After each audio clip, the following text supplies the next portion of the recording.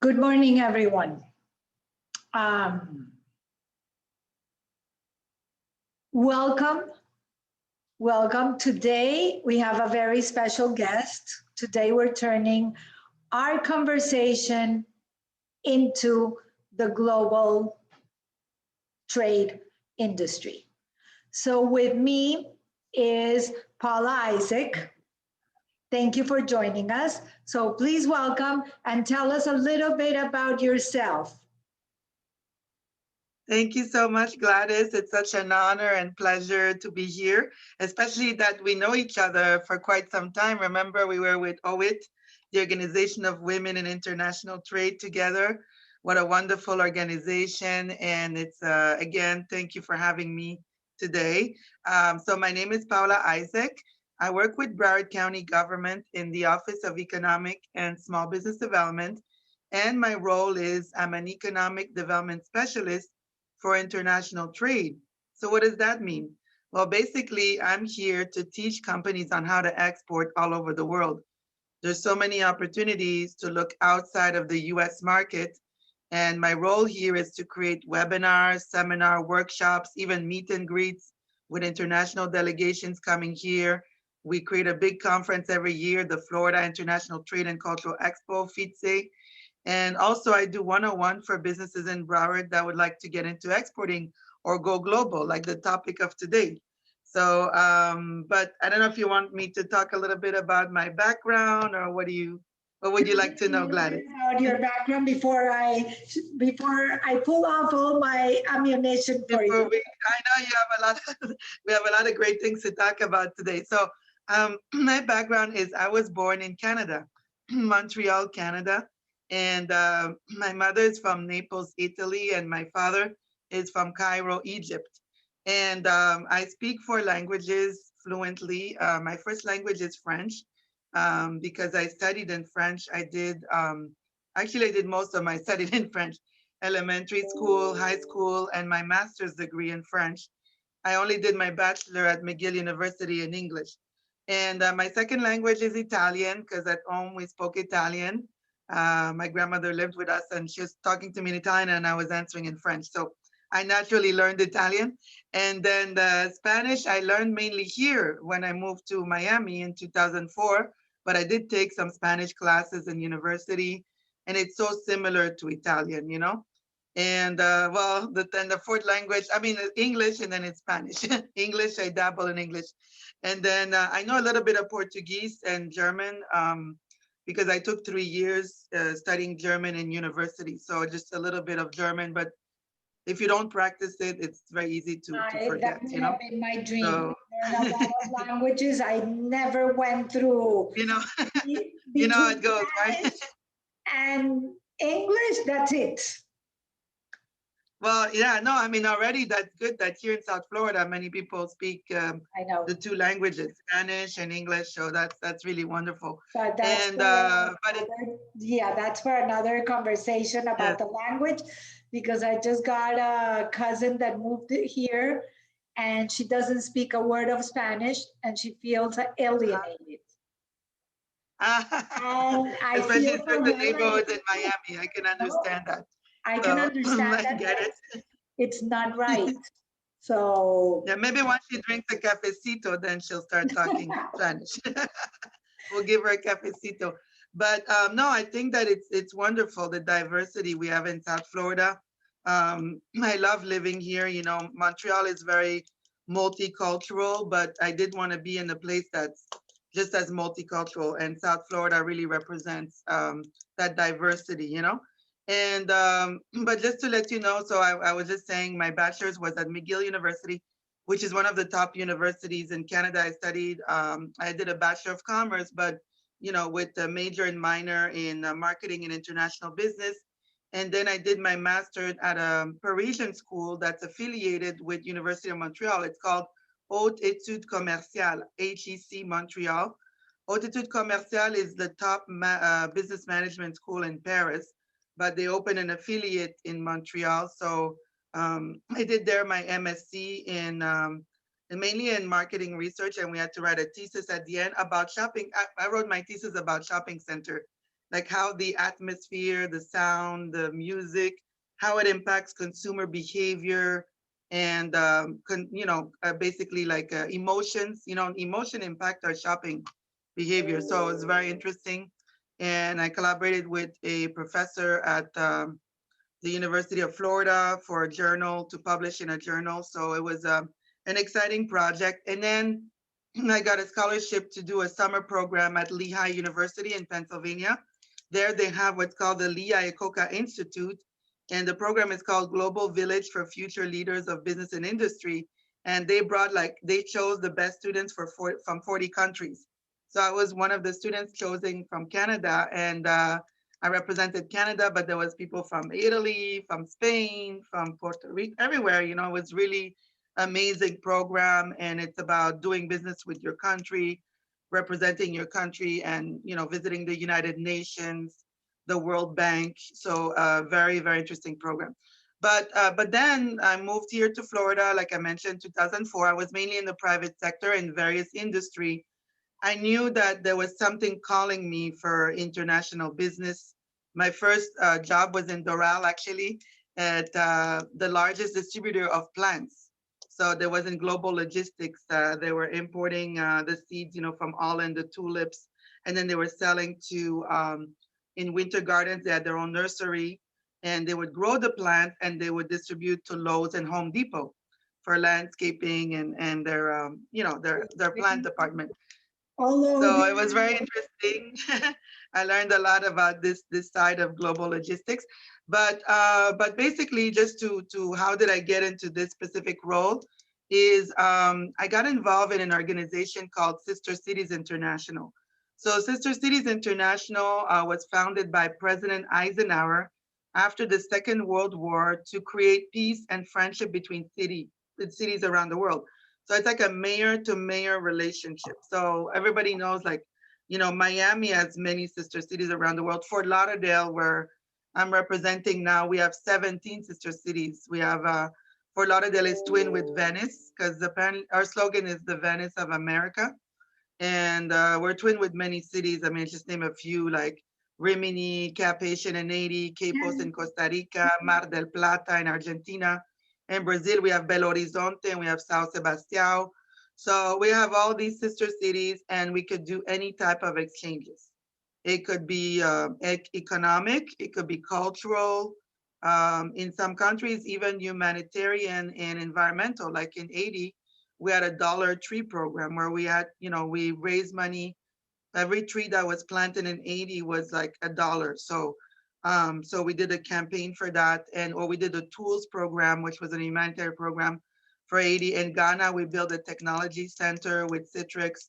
So we had different programs like that. And the city of Fort Lauderdale, when I became executive director of the Sister Cities program.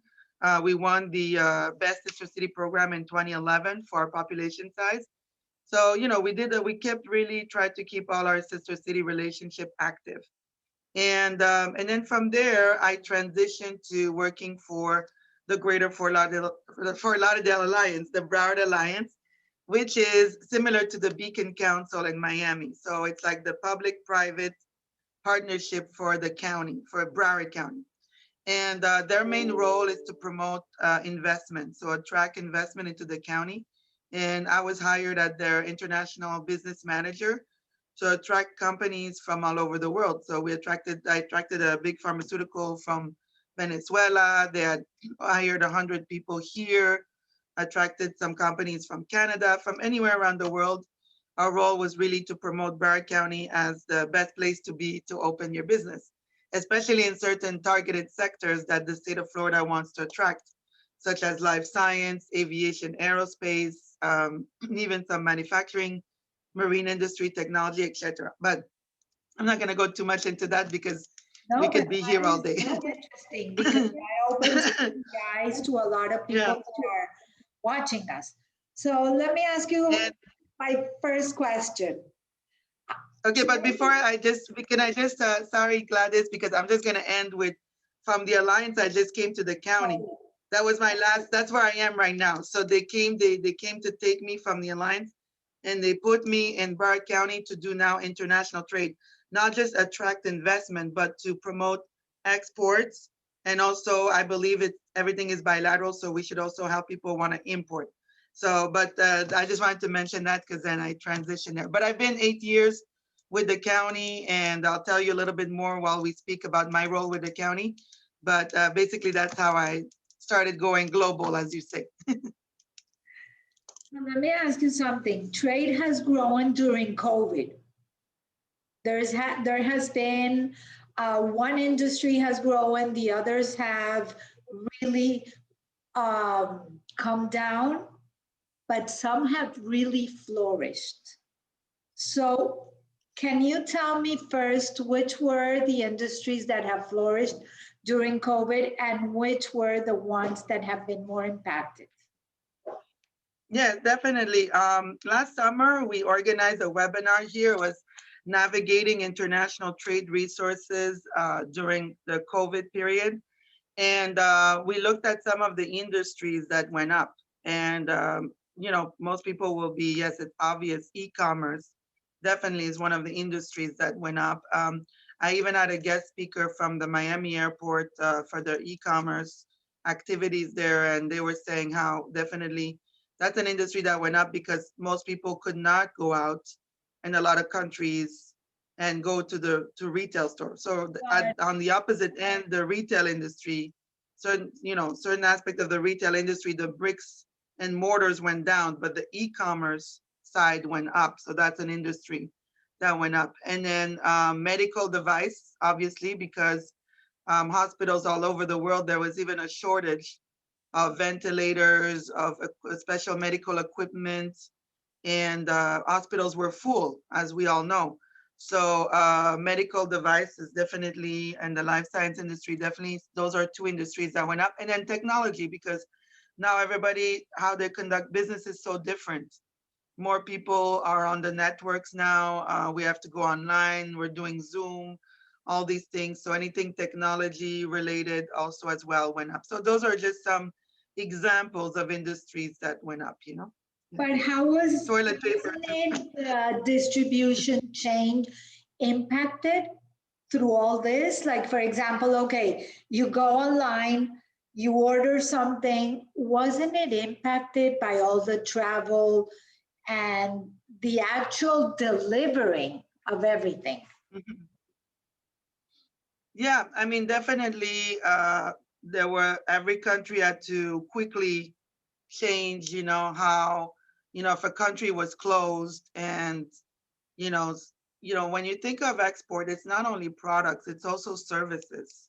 So if a country is closed for travel and you're supposed to bring an engineering service there, you cannot anymore because you're not allowed to travel. So that's one example. But also there were some slight, changes in regulations and quotas. Like, for example, I think there were certain medical devices that I remember somebody wanted to supply from Turkey and they couldn't because Turkey had a quota on, no, we need to keep the medical device in our country because we have a shortage now. We need it for our hospitals.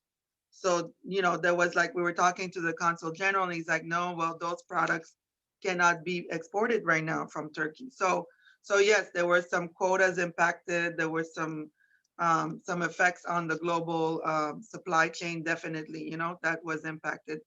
But again, there, like we mentioned before, it depends on the industry. Yes.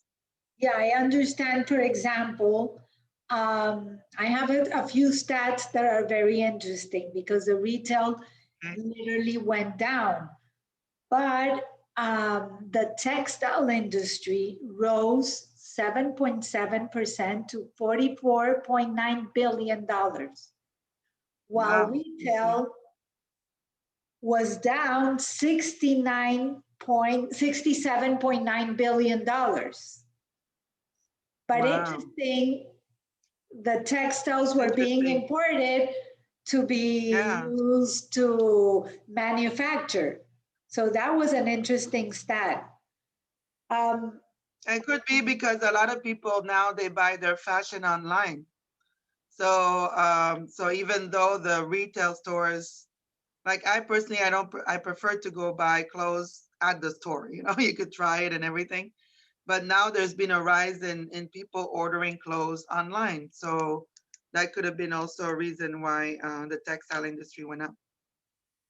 Yeah, but textile, but retail, I know you can go on and buy it in the store, but even though the Yeah. actual textile rose in import, so that means that there are companies that are flourishing while manufacturing that for the retail industry, even if it's sold via And and e-commerce or the through mass, the normal retail.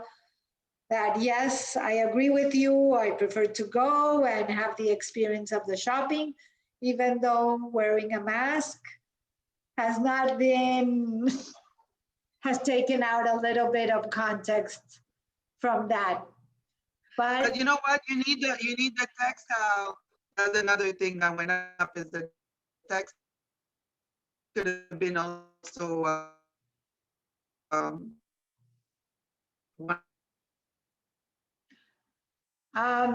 of the reasons. um, Some of the masks are made with I textile. know Yeah. that, yeah, correct. That was a reason that maybe the textile industry has flourished because of the mask production, but also the mask Maybe. it has gone down in price considerably from a year ago.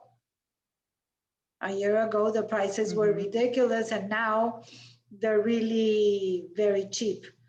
So let me ask you something. You are an Correct. expert in getting businesses to go global, to open the opportunities, meaning global in a sense that with all the technology and the way that we're doing business right now, we don't need to get on a plane to get in a meeting with someone. Like we've all gone global. That Hmm. was one of the things that has left this pandemic is that we're all connected around the world.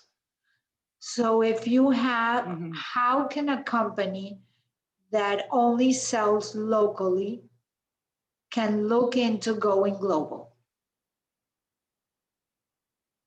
Okay, well, very good question. Well, what happened is not many people know, and the statistics I'm going to mention was pre-COVID, so it might have changed due to COVID, but less than 1% of companies export in the United States, and about over, I think it's incredible, like something like 95% or 98% of them are small businesses. So nobody should feel discouraged to go global. Global, I think it could be for any type of business. Now, of course, there's some businesses that are more catered for the domestic market that we have to agree. But there's always a creative way to go global. And in the county, we created what's called the 11 steps to exporting, a roadmap to your exporting success. And why did we create that? It's because people found that going global, they found that challenging. They were busy with their day-to-day business, just struggling to make it domestically. And they're saying when, the whole exporting process, it sounds very daunting. It sounds like like a mountain for me. I don't know how to approach exporting if I'm a small business.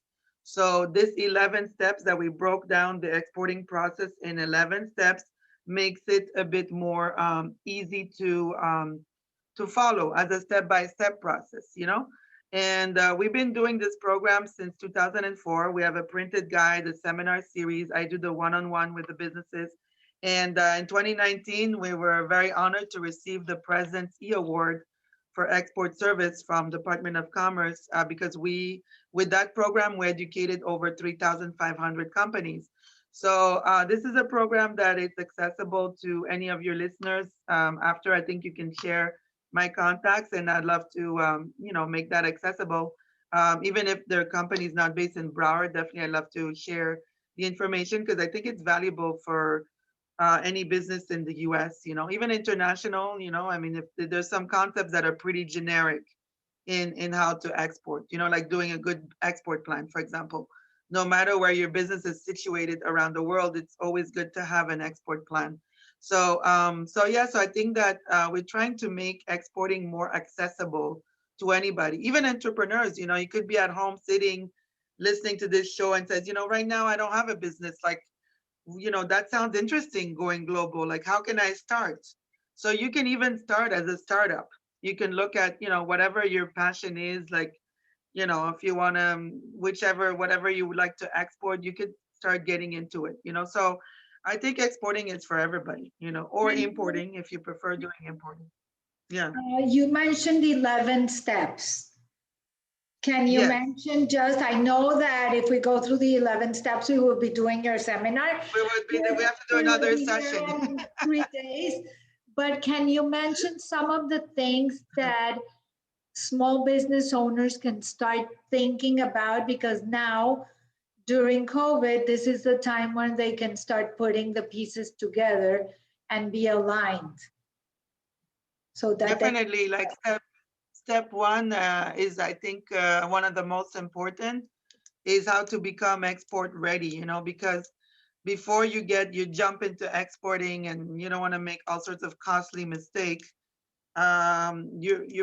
It's better to evaluate, if you are export ready, and then in the 11 steps, we have a series of questions that you can ask yourself as a business to determine if you're export ready. And even if you are not export ready, this is a good time. Like, I think we were talking, me and you, offline during COVID, to do research, because I think exporting involves a lot of planning and research, especially if you want to be strategic about a market, And we have access through, there's a great website called export.gov, which is created by the Department of Commerce. And Department of Commerce has their local offices here, the U.S. Export Service, and as well, they have the U.S. Commercial Service in every embassies around the world. But these commercial sections of the embassies, they create what's called a country commercial guide. And anybody can have access to them. They go to Google and they write country commercial guide Bahamas, country commercial guide Italy, and then they will see the country commercial guide, where there they will learn what is the best products I can export to Italy, what is the best products I can export to Turkey, for example, and what are the regulations, what are the cultural consideration, what is a good market entry strategy, what are some of the website resources that I can read more about this. So it's a good way to start familiarizing yourself with the export market. Also, I would encourage anybody to start listening to webinars. Also, the U.S. Commercial Service and ourselves, we're going to be putting a lot of webinars that are going to be coming out. So anybody that wants to be in our database so they can receive the invitation, I do a series called Doing Business with the World. So I did Doing Business with San Lucia in last year, and also we did a full day Doing Business with the World on November 13, and we inaugurated virtually the new World Trade Center for Lauderdale.